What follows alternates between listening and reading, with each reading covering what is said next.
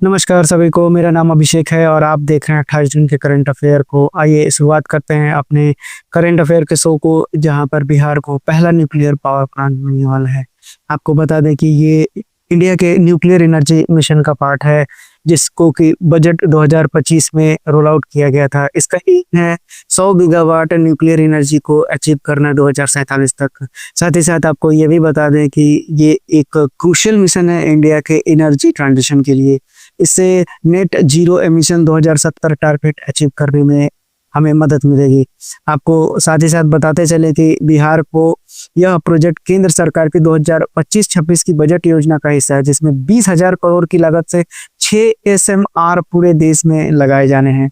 बिहार में नवादा जिला इस प्लांट के लिए संभावित स्थान है। पानी की आपूर्ति फुलवरिया डैम या गंगा नदी से की जा सकती है। आपको बता दें कि SMR का मतलब होता है स्मॉल मॉड्यूलर रिएक्टर। जो छोटे मॉड्यूलर रिएक्टर होते हैं जो 5 से 300 मेगावाट बिजली पैदा कर सकते हैं। ये सुरक्षित, कम लागत वाले और जल्दी लगने वाले रिएक्टर हैं जो छोटे ग्रिड्स में आसानी से फिट हो सकते हैं। भारत का लक्ष्य है कि 2047 तक 100 गीगावाट न्यूक्लियर एनर्जी विकसित की जाए। आपको बता दें कि SMR बड़े रिएक्टरों की तुलना में कम जगह लेते हैं और पर्यावरण के लिए भी सुरक्षित माने जाते हैं। अब बिहार के लिए काफ़ी फायदेमंद है यह पावर प्लांट बिहार के बिजली की समस्या को हल करेगा। इस प्रोजेक्ट से हजारों नौकरियां और निवेश के अवसर आएंगे। यह पर्यावरण अनुकूल और कार्बन उत्सर्जन को कम करने में मदद करेगा। बिजली की उपलब्धता से बिहार में उद्योगों को बढ़ावा मिलेगा।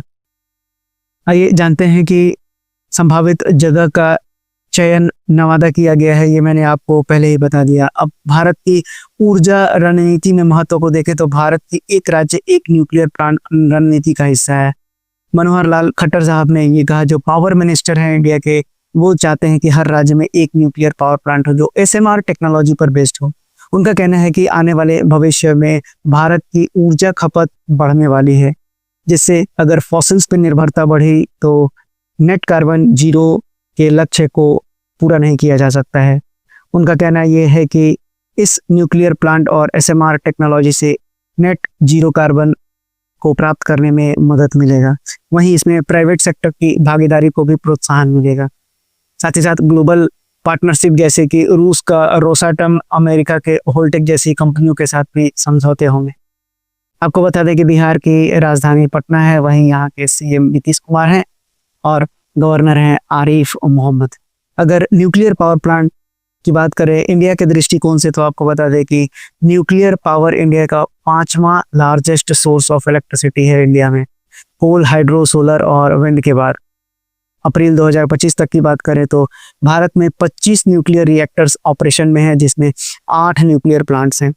वहीं इंस्टॉल्ड कैपेसिटी 8,880 मेगावाट है। भारत के कुछ इम्पॉर्टेंट न्यूक्लियर पावर प्लांट्स की बात करें तो नरोरा जो कि उत्तर प्रदेश में है, वहीं आपको तारापुर मुंबई में है जो कि भारत का सबसे पहला न्यूक्लियर पावर प्लांट था। वहीं कैगा कर्नाटका में है, कुंडमकुलम तमिलनाडु में है। साथ ही साथ आपको काकरापार भी पता होना चाहिए, गुजरात में है। और मद्रास में मद्रास न्यूक्लियर पावर प्लांट है। आपको बता दें कि न्यूक्लियर एनर्जी को 2 तरह से प्रोड्यूस किया जा सकता है। एक को बोलते हैं फिजन और दूसरे को बोलते हैं फ्यूजन। आपको बता दें कि फ्यूजन की प्रक्रिया में बड़े न्यूक्लियाई छोटे न्यूक्लियाई में टूटते हैं, वहीं फ्यूजन की प्रक्रिया में छोटे लाइट न्यूक्लियाई एक हेवियर न्यूक्लियाई का निर्माण करते हैं। फ्यूजन से आपको बता दें कि जो भी न्यूक्लियर पावर प्लांट्स है वो फ्यूजन की ही प्रक्रिया पे काम करते हैं। साथ ही साथ जो आप एटम बॉम्ब के बारे में सुनते हैं वो भी एक फ्यूजन प्रक्रिया से बनने वाला तरीका है। वहीं फ्यूजन की बात करें तो फ्यूजन का रिएक्शन स्टार और सन जैसे जगहों पर देखा जाता है, क्योंकि ये ट्रेमेंडस अमाउंट ऑफ एनर्जी प्रोड्यूस करता है। आपको बता दें कि इसके लिए भी काम चल रहा है, जैसे कि टोकामेक जो एक आर्टिफिशियल सन का निर्माण करने की कोशिश कर रहा है। तो ये थे इस करंट अफेयर से पूरी जानकारी जो आपको समझ में आ गए होंगे।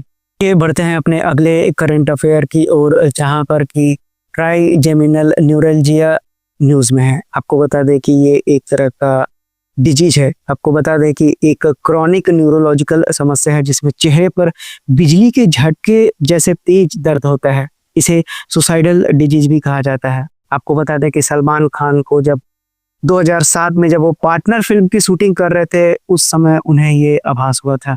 बता दें कि फिर उसके बाद वो डायग्नोज नहीं कर पा रहे थे कि उन्हें किस बीमारी का ये लक्षण है। 2011 में उन्होंने यूनाइटेड स्टेट में अपनी सर्जरी कराकर इससे निजात पाया। आपको बता दें कि ट्राइजेमिनल न्यूरल्जिया नर्व पर रक्त वाहिकाओं का दबाव के कारण होता है। वहीं इसके मल्टीपल सेलरोसिस या ट्यूमर जैसी स्थितियां बन जाए तो भी ये एक कारण बन सकता है, और कई मामलों में इसका कारण तो स्पष्ट ही नहीं हो पाता। आपको बता दें कि गाल, जबड़ा या होठ के हिस्से में तेज और झटका देने वाला इससे दर्द होता है। दर्द सामान्य गतिविधियों से भी ट्रिगर हो सकता है, जैसे चबाना, बोलना या चेहरे छूने से। आपको बता दें कि बिल्कुल एक इलेक्ट्रिक शॉक की तरह महसूस होता है, इवन अगर आप थोड़ा सा भी अपने उस एरिया को टच करते हैं, जैसे कि चिक, जॉ या फिर आइज की ओर। कई बार लोग ईएनटी या फिर डेंटिस्ट के पास पहुंच जाते हैं इसकी इलाज करवाने के लिए, और सही तरह से डायग्नोज नहीं होने के कारण उनकी समस्या बढ़ती जाती है। आपको बता दें कि इसे सही तरह से जांचने के लिए एमआरआई करवाना पड़ता है। आपको बता दें कि ये सुसाइडल डिजीज क्यों कहलाता है, क्योंकि इसकी दर्द इतनी तेज होती है कि लोग सोचते हैं कि इससे निजात पाने से अच्छा है कि आप सुसाइड कर लें। सुसाइड करने से उनसे निजात मिल जाएगा, इसलिए इस डिजीज को सुसाइडल डिजीज भी कहा जाता है।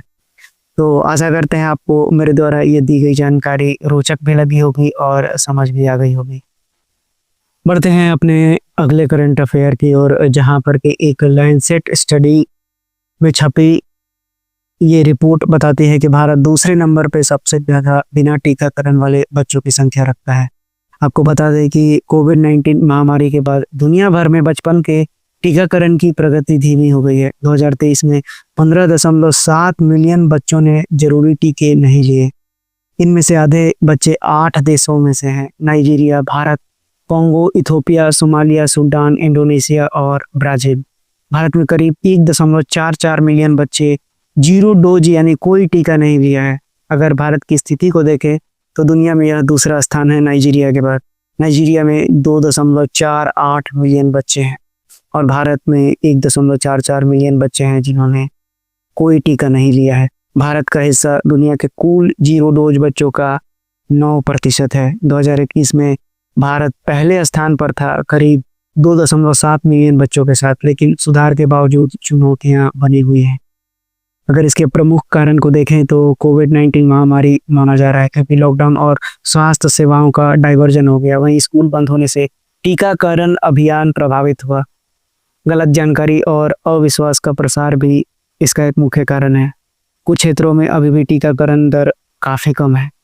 अगर सरकार की योजनाओं की बात करें और प्रयास को देखें तो मिशन इंद्रधनुष सरकार के द्वारा चलाए जाने वाला कार्यक्रम है जो 2014 में शुरू हुआ बच्चों के पूर्व टीकाकरण को बढ़ावा देने के लिए। वहीं इसका लक्ष्य 90% से अधिक बच्चों का पूर्ण टीकाकरण करना है।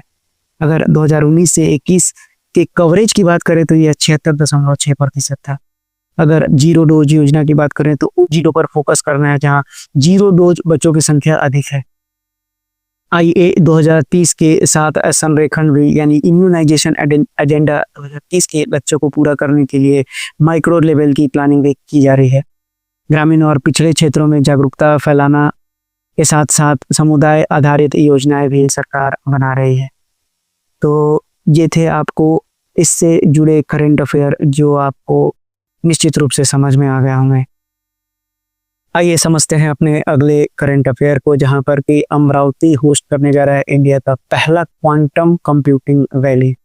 सबसे पहले आपको समझा दूं कि क्वांटम कंप्यूटिंग क्या होता है। तो क्वांटम कंप्यूटिंग एक उभरती हुई तकनीक है जो क्वांटम तकनीक के सिद्धांतों का उपयोग करके गणना करती है, जिसके पारंपरिक कंप्यूटरों की तुलना में बहुत तेजी से जटिल समस्याओं को हल किया जा सकता है।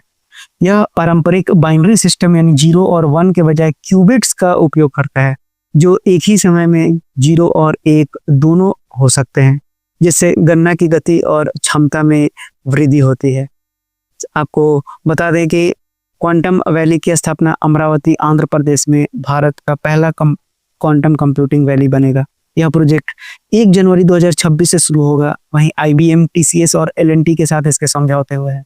50 एकड़ भूमि पर टेक पार्क का निर्माण होगा। IBM का 156 क्विट हीरोन प्रोसेसर भारत का सबसे बड़ा क्वांटम कंप्यूटर होगा। आपको बता दें 156 IBM का 156 क्विट हीरोन प्रोसेसर, आप इसका नाम अब याद रखेंगे।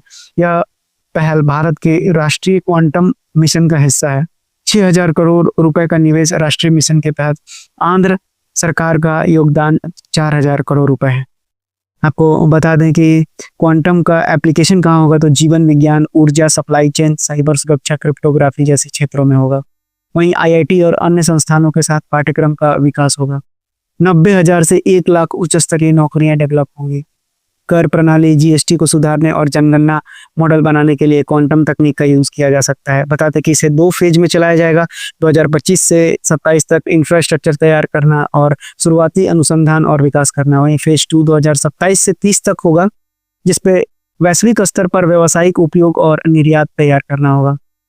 आपको बता दें कि सिलिकॉन वैली मॉडल की तरह अमरावती क्वांटम वैली को तकनीकी नवाचार का केंद्र बनाया जाएगा। भारत को 2030 तक क्वांटम टेक्नोलॉजी में ग्लोबल लीडर बनना एक रणनीतिक महत्व हो सकता है। साइबर सुरक्षा में सुधार, रक्षा सहयोग और राष्ट्रीय आत्मनिर्भरता भी रणनीतिक महत्व में से एक है। आपको बता दें कि आपसे सवाल पूछा जाएगा कि भारत का पहला क्वांटम वैली कहाँ स्थापित होगा, तो आपको ये याद रखना है, अमरावती, आंध्र प्रदेश। वहीं इसमें मुख्य साझेदार IBM, TCS और L&T से संबंधित सवाल पूछा जा सकता है। IBM क्वांटम हार्डवेयर देगा, वहीं TCS एल्गोरिदम प्रोवाइड करेगा और L&T इंफ्रास्ट्रक्चर डेवलप करेगा। साथ ही साथ आपसे ये भी पूछा जा सकता है कि क्वांटम वैली का राष्ट्रीय मिशन से क्या संबंध है, तो यह राष्ट्रीय क्वांटम मिशन का हिस्सा है जो 2030 तक भारत को क्वांटम टेक्नोलॉजी में अग्रणी बनाना चाहता है। आपको बता दें कि नेशनल, जो आप पढ़ना चाहते हैं, नेशनल क्वांटम मिशन, जिसका लॉन्च ईयर है 2023, वहीं इसका ऑब्जेक्टिव मैंने आपको कई बार बताया, 2023 तक भारत को क्वांटम टेक्नोलॉजी में एक महत्वपूर्ण स्थान दिलाना वैश्विक स्तर पर। वहीं इसकी नोडल एजेंसी है department of science and technology. तो आशा करते हैं ये जानकारी आपको बेहद अच्छे तरीके से समझ में आ गई, क्योंकि ये साइंस एंड टेक से आपसे इससे सवाल निश्चित रूप से बनेंगे। चलिए बढ़ते हैं अपने अगले करंट अफेयर पर, जहां पर कि ICGS अदम्या भारत का पहला स्वदेशी फास्ट पेट्रोल वेसल बन गया है।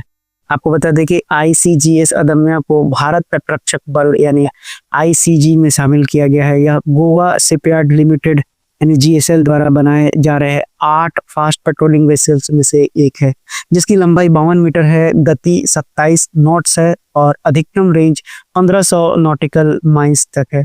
आपको बता दें, अगर इसकी तकनीकी विशेषताओं के बारे में आपको बताएं तो इसमें CPP यानी कि कंट्रोलेबल पिच प्रोपेलर्स यानी पहली बार FPV में इस्तेमाल हुआ है, जो उन्नत नेविगेशन प्रदान करता है। वहीं अस्त्र शस्त्र की बात करें तो 30 mm CRN91 मुख्य गन और 12.7 mm stabilized remote gun fire control system के साथ इसे लैस किया गया है। अगर इसमें प्रणाली की बात करें तो इंटीग्रेटेड ब्रिज सिस्टम और IPMS यानी इंटीग्रेटेड प्लेटफॉर्म मैनेजमेंट सिस्टम पर ये आधारित है। अगर इसमें स्वदेशी सामग्री की बात करें तो 60% से अधिक स्वदेशी सामग्री से ये निर्माण हुआ है। आत्मनिर्भर भारत और मेक इन इंडिया को ये बढ़ावा दे रहा है। आपको बता दें कि तटीय सुरक्षा यानी 7500 किलोमीटर लंबे तट और विशेष आर्थिक क्षेत्र यानी एक्सक्लूसिव इकोनॉमिक जोन की निगरानी करेगा। ये समुद्री कानूनों का पालन करना, अवैध गतिविधियों को रोक लगाना इसका मुख्य काम में से एक होगा। वहीं समुद्री प्रदूषण की भी ये निगरानी करेगा। अगर बता दें कि कॉन्ट्रैक्ट का साइन इसे मार्च 2022 में हुआ था, वहीं इसमें कुल लागत 473 करोड़ का हुआ है। वहीं अगर आपको रिवीजन पर्पस से अगर मैं फिर से बताता चलूँ तो ICGS अदम्या की मुख्य विशेषताएं में अगर बात करें तो 30 mm मुख्य गन और 12.7 mm रिमोट गन का यूज किया गया है। वहीं तटीय निगरानी, खोज और बचाव और समुद्री कानून प्रवर्तन में ये सुधार करेगा। आत्मनिर्भर और मेक इन इंडिया को बढ़ावा दे रहा है। आशा करता हूँ दिया गया ये जानकारी आपको निश्चित रूप से समझ में आ गया होगा। आइए भगवान जगन्नाथ के बारे में जाने, जहाँ पर के जगन्नाथ रथ यात्रा के लिए पुरी में लाखों श्रद्धालुओं की भीड़ है। आपको इसके बारे में क्या जानना चाहिए और क्या नहीं, मैं आपको पूरी तरह से इसको डिटेल में एक्सप्लेन करने की कोशिश करता हूँ। आपको बता दें कि इसके मुख्य दिन के बारे में आपसे सबसे ज़्यादा आपको पता होना चाहिए कि इसके मुख्य दिन में कौन-सा है। तो आषाढ़ शुक्ल द्वितीय को यानी 27 जून 2025 को पुरी में ये आयोजित होगा।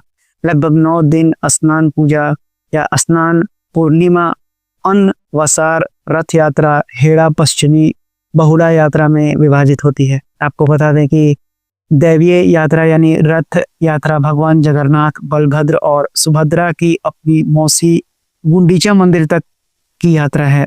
अगर यह पर्व जात पात की बेड़ियां तोड़ता है क्योंकि सभी वर्गों के लोग रथ खींचने में भाग लेते हैं। रथ खींचने को पापों की क्षमा और मोक्ष की प्राप्ति का माध्यम माना जाता है। अगर इसके रथ और अनुष्ठान की बात करें तो यहाँ 3 रथ हैं, जिसमें नंदी घोष यानी भगवान जगन्नाथ के 16 पहिए वाला 45 फीट ऊंचा रथ है। वहीं बलभद्र के लिए 14 पहिए वाला है और सुभद्रा के लिए 12 पहिए वाला है। रथ का निर्माण प्रति वर्ष नीम के दारू गम्हा से बनाए जाते हैं। आकार वही रहता है पर सामग्री हर साल फ्रेश होती है। वहीं अगर इसके मुख्य रस्मों की बात करें तो स्नान पूर्णिमा में देवताओं का 108 कलशों से स्नान होता है। अनवसारा यानी देव विश्राम अवस्था तब तक मंदिर दरवाजे बंद रहते हैं। पितरोत्सवा यानी देवताओं की पूजा पुनः दर्शन हेतु खुली जाती है। उसके बाद पहांडी यानी देव मूर्तियों की रथ तक यात्रा की जाती है। उसके बाद चेहरा पहनरा यानी पुरी के राजा की रथ सफाई सामाजिक समानता का प्रतीक को दिखाता है। वहीं बहुधा यात्रा 7 दिन बाद वापसी यात्रा यानी नीलाद्री विजय के रूप में समापन होता है। अगर इसके ऐतिहासिक व सांस्कृतिक पृष्ठभूमि को देखें तो पूजा प्रणाली और सोमयज्ञ से जुड़ी स्कंद पद्म और ब्रह्म पुराणों में उल्लेखित है। 12वीं सदी में गजपति शासन के दौरान औपचारिक त्योहार बना। आपको बता दें कि अनंत वर्मन चोडगंगा देव ने पूरी मंदिर का निर्माण करवाया। राजकीय सहायता से महत्व विस्तृत हुआ। वहीं इस्कॉन के माध्यम से यह अब न्यूयॉर्क, लंदन, मॉस्को आदि में बनाया जाता है। अंग्रेजों को रथ जगरनौत शब्द देने को पर प्रेरित किया जा रहा है। आपको बता दें कि अब इससे बनने वाले सवाल क्या होंगे, आप इन पर जरूर ध्यान दीजिए। आपसे पूछा जाएगा कि जगन्नाथ रथ यात्रा कब मनाया जाता है, तो आषाढ़ शुक्ल द्वितीय को यानी 27 जून 2025 को। यह 9 दिन तक चलता है, ये भी याद रखिएगा।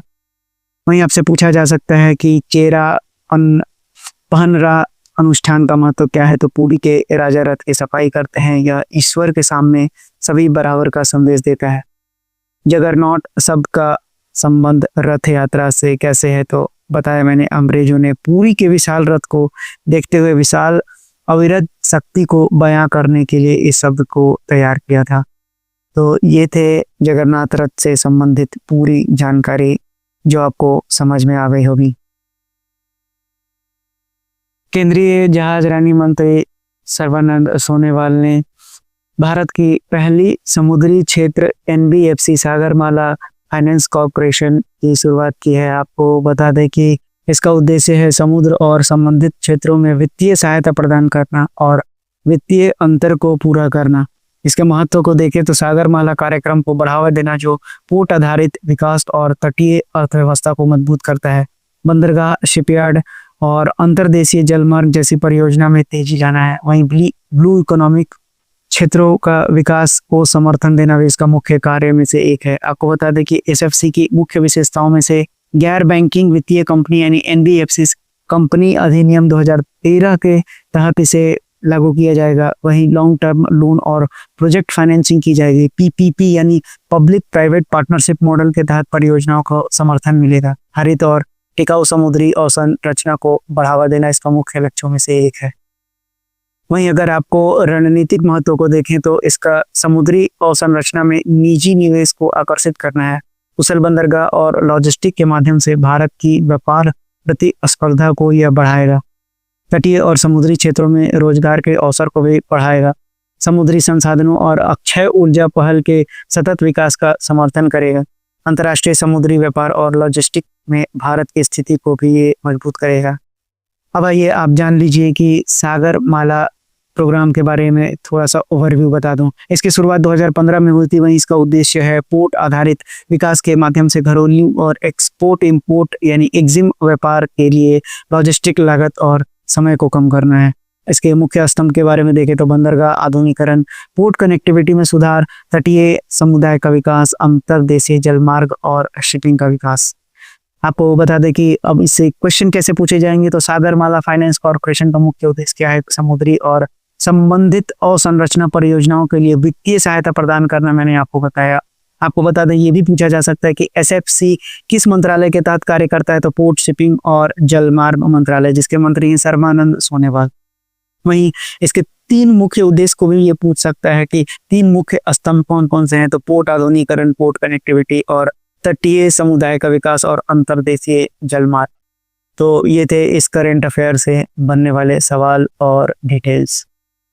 आइए बढ़ते हैं अपने अगले करंट अफेयर की ओर, जहां पर इंडिया ने 2nd Asian squash double championship में सारे के सारे तीनों टाइटल अपने नाम कर लिया है। आपको बता दें कि एशियन स्क्वैश डबल में अभय सिंह और वेलावन सेंथिल कुमार ने जीता है। वहीं आपको एशियन स्क्वैश डबल चैंपियनशिप में अभय सिंह और अनाहत सिंह ने जीता है। साथ ही साथ डबल में फिर से अनाहत सिंह और ज्योत्सना चिन्नप्पा ने जीता है इसको। तो आपको बता दें कि आप ये बातों को ध्यान में रखिए कि ये सारे के सारे डबल्स है, लेकिन इनमें ये जो है ये आपका मेंस डबल है। वहीं अगर आप वुमेन्स डबल की बात करेंगे तो ये आपका हो गया वुमेन्स डबल, और वहीं अगर आप इसकी बात करते हैं तो ये है मिक्स डबल। तो फिर से बता दूं मैं कि मेंस डबल में अभय सिंह और वेलावन सेंथिल कुमार ने जीता है। वहीं डबल वुमेन्स डबल में ज्योत्सना चिन्नप्पा और अनाहत सिंह जीती हैं, और मिक्स्ड डबल में अभय और अनाहत जीते हैं। तो ये थे आज के करंट अफेयर जो कल रात तक सुर्खियों से बने थे। आशा करते हैं मेरे द्वारा दी गई जानकारी आपके एग्जाम पर्सपेक्टिव से काफ़ी इंपॉर्टेंट होगा, साथ ही साथ आपके नॉलेज को भी इन्हेंस करेगा। तो सुनते रहिए डेली सुबह 5:30 बजे। धन्यवाद।